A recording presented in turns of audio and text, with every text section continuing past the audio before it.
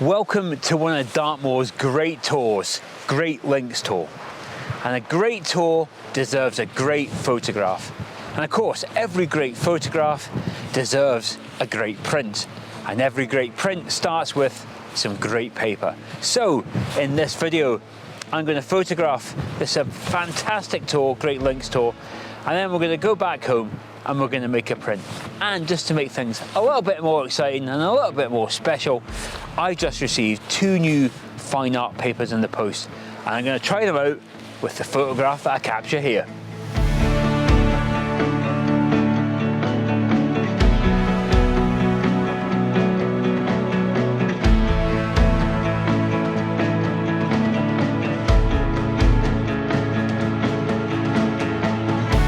Yes, good evening and welcome to Great Links Tor.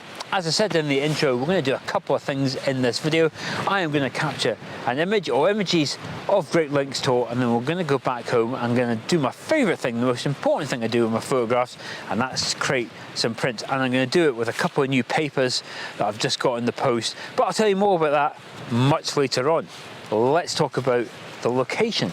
So, Great Links Tor. The weather forecast today, well, it's windy. You know, you'll probably be unsurprised to hear that it's windy on Dartmoor. But when I came up here, there was lots of low cloud, there was mist rolling in, and I was really kind of worried. But the weather forecast did say it was going to clear up, and do you know what? Sure enough, that strong wind has blown the bulk of that cloud away, and I'm getting these nice breaks in the sky. So I'm probably going to get blinded by the sun in a minute. It's going to ruin my exposure that I've carefully set up on this camera, but never mind. Oh, see, there it comes. So the wind is going to cause me some problems, as well as causing the cloud to come through, which is a good thing. It's going to blow the grasses quite a bit, and that's just going to add a bit of movement. But you know, maybe that's part of the story of the photograph. But it is going to make holding on to the camera difficult, and it's going to make taking video difficult. But I will try my best to bring you along and share the story as I find the compositions. Now, I haven't shot Great Links Tor an awful lot, but I've got a rough idea of the compositions that I want to at least try and take a picture of.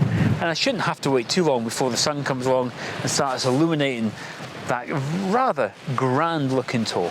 Right, well, in fact, here comes the sun now, so better get the camera out the bag and let's make a start.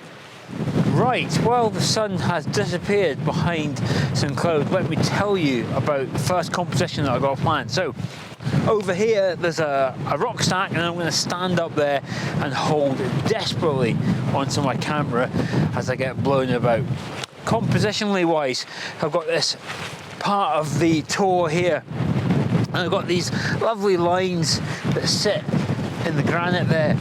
And what the plan is that when the sun comes through the cloud, it comes across here and it just catches this and makes it look really interesting by giving it depth and contrast, and that should light up just in the corner of the frame, which will be nice. And then along here, I'll have a good view of these grasses here, which are currently just blowing in the wind, and they should catch the light, and there's still that kind of gorgeous kind of golden colour as well, so that'll go really well with the light. And then obviously I've got the rock stack, and it's got some fantastic lines through it there. It's big and massive in the frame. Got this cloud coming through the sky. Hopefully that might even catch a bit of the light as well. So it looks a bit flat and grey at the moment, but I tell you what, if the sun comes out and I get it just right, it should make for a really dramatic picture. Right, not sure if you can hear me, but if I hold on to the camera, the light is just coming out. Oh, this is beautiful, lovely. Gonna have to set this up really quickly because I think it's going to go behind bank of cloud. Get my composition set up. There we go, that's it. Looking nice. I'm not sure you can hear me. It's so windy up here, but it's so dramatic at the same time. Lovely conditions. Here we go.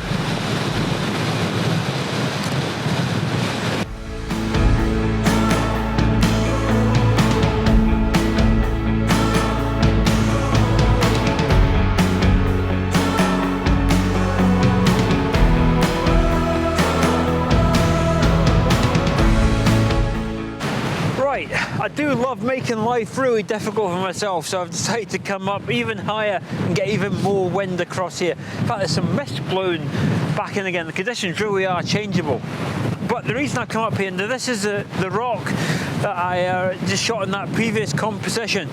So I come up here, and this is giving me a more of a side-on view of Great Links Tor, so I can really make the most of that rock stack there, and the grasses down there, and all that horizontal jointing. And it also potentially allows me to pan around a little bit and include some of those lower rock stacks as they go off out into the wider moor there. So there could be a couple of shots up here, but I'm really going to have to hold on to my camera.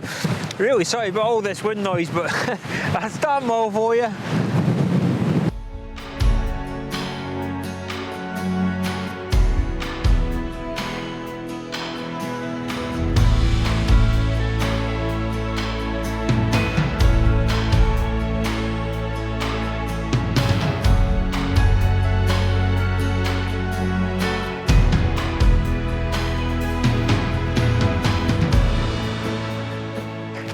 But just look at it, there's no other place I'd rather be. I've got this great view of Great Links Tor here. The sky, there's just bits of cloud, bits of blue sky, and that light from that setting sun has just gone lovely. It's a lovely warm light. Really makes for great photography because it just catches that stack up there and just turns it. I was looking at it earlier, it was all grey and flat, covered in mist, but the scene has just been transformed. Oh, if I haven't said it already, magical.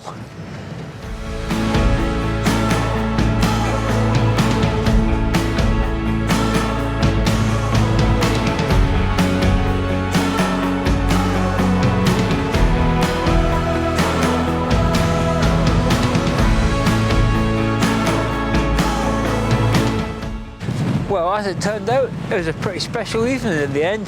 Clouds broke up. In fact, the clouds are coming back in again. It's just one of those evenings in Dartmoor where the weather just rolls in and rolls out and does all sorts of things.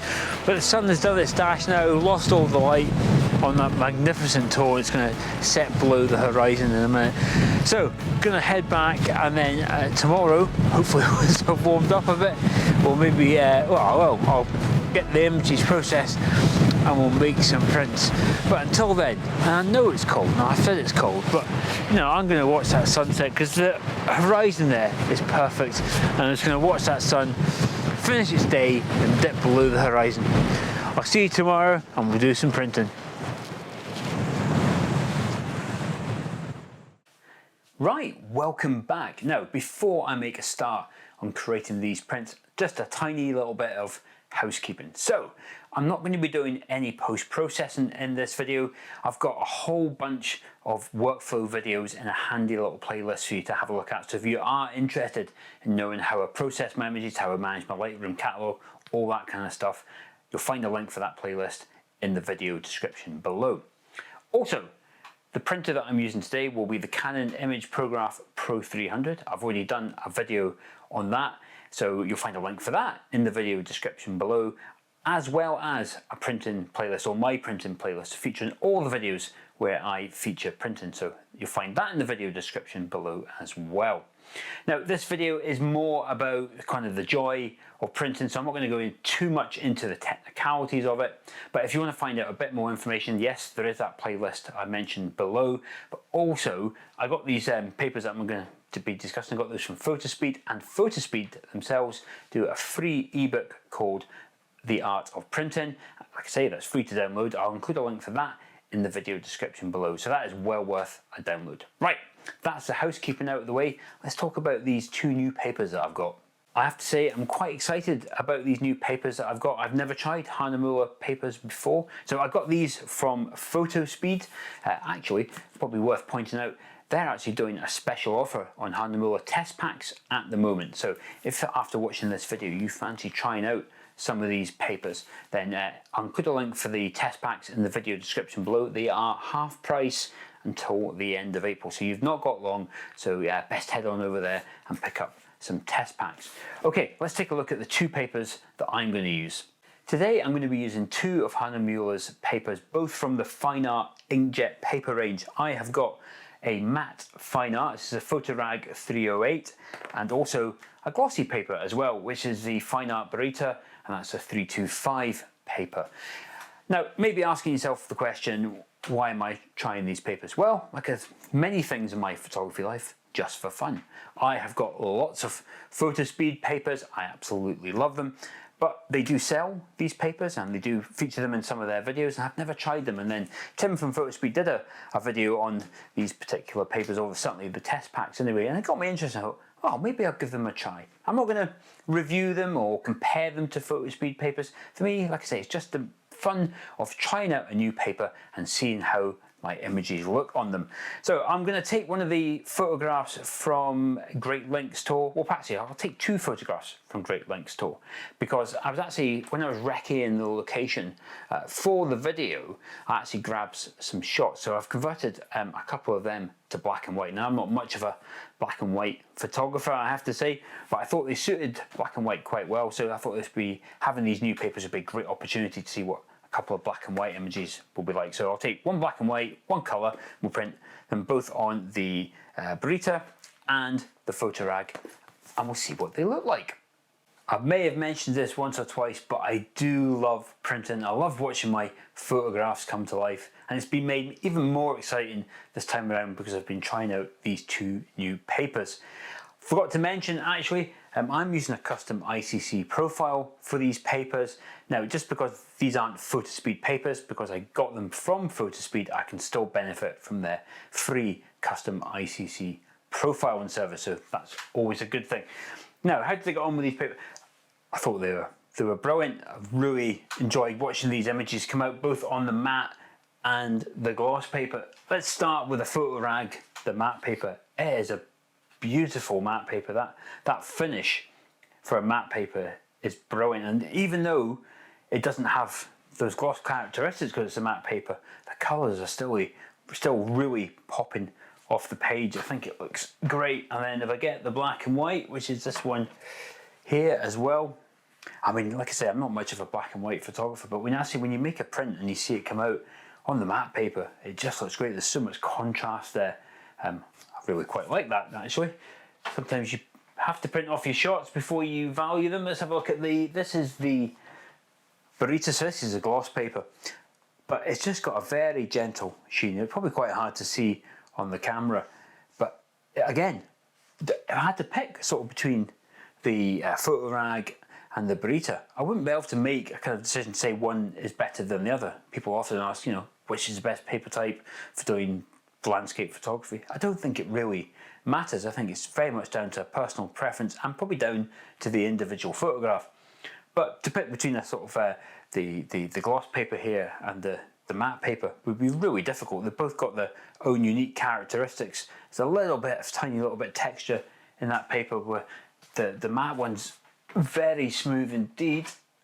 And then we've got the glossy black and white, which again, maybe I mentioned that the matte paper for black and white is really nice as well, but equally I quite enjoy this particular image in gloss as well. So it's just good to have options. It's good to have some different papers and different paper types, a matte and a gloss. So what I'm going to do now is I'm going to take some of the other photographs that I captured in that video and the other black and white one from the other day. I'm going to print them off using a mixture of the matte and the gloss papers, and I'll have my collection of photographs. I'll see you in a second. Welcome back. So I've made all 6 prints now using a mixture of the Fotorag matte paper and the Baryta glossy paper. And having a collection of photographs of this from one location is really special, I think. Okay, I took the black and whites were taken a few days before, but even if I just looked at the 4 colour images, to have a collection of images like that and then be able to print them off is really exciting. It's really fulfilling as a photographer. It's a difficult evening, I have to say, because it was very windy and the conditions made photography and video very challenging. But I knew that once that mist started to clear and the light went down near the horizon, I was getting that soft golden light, I knew I was hopefully capturing some special images. And it's just been made even more exciting being able to make these prints. And it's been super fascinating to have a look at the different papers as well. Just adding another couple of paper stocks to the rich variety that I've already got.